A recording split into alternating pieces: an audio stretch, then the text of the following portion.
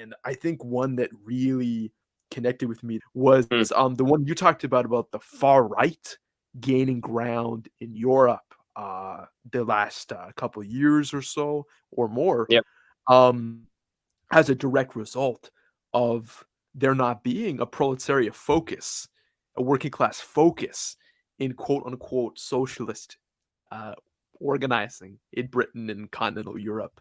Do you want to speak to that a little bit more? Because I think it's a very important message and one that's very translatable to what's going on in Canada and the United States. Yeah, definitely. So the video in reference here is actually one of my most successful videos. It's got over 800 views.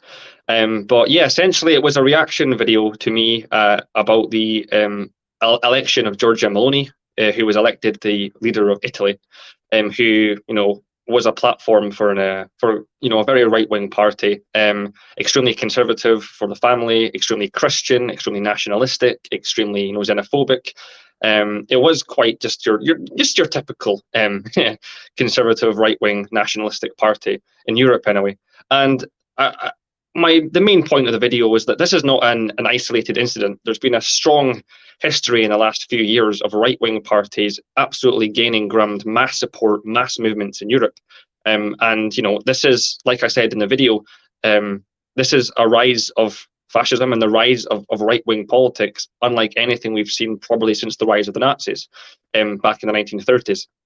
It's really worrying times. You have Viktor Orban in Hungary. You have the Peace Party in Poland, the Peace and Justice Party. And of course, we have now Giorgia Meloni, even the Prime Minister of the Netherlands. Netherlands is a fairly peaceful, successful country. They are ruled by an extremely right-wing nationalist who wants to leave the EU. I mean, lots of communists in Britain also wanted to leave the EU. We voted in support of it.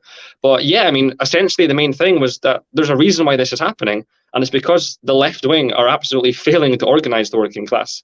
We're a laughingstock to the working class, quite frankly, and we have been for a very, very long time.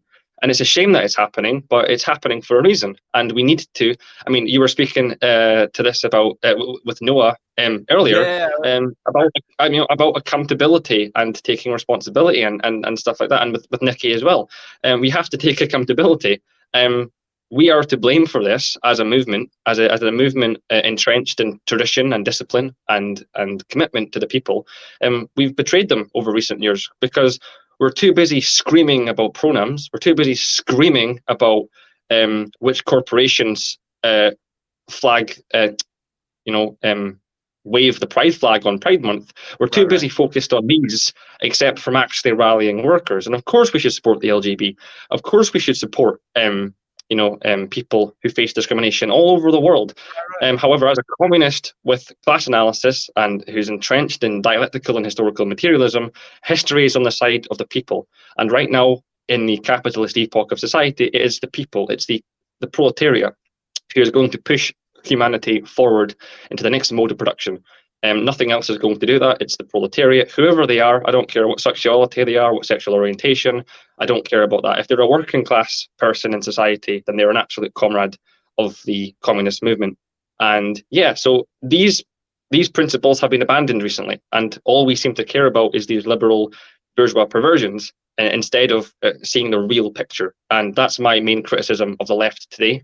And I just want to get back to old school, traditional, old-fashioned style politics and old-fashioned style communism, where we are literally rallying tens of thousands of actual workers, like the miners' strike during the Thatcher era in the 80s and 90s, where hundreds of thousands of workers were on the streets, and they weren't caring about their sexual identity or their pronouns. They were worried about feeding their family, and they were worried about starving to death.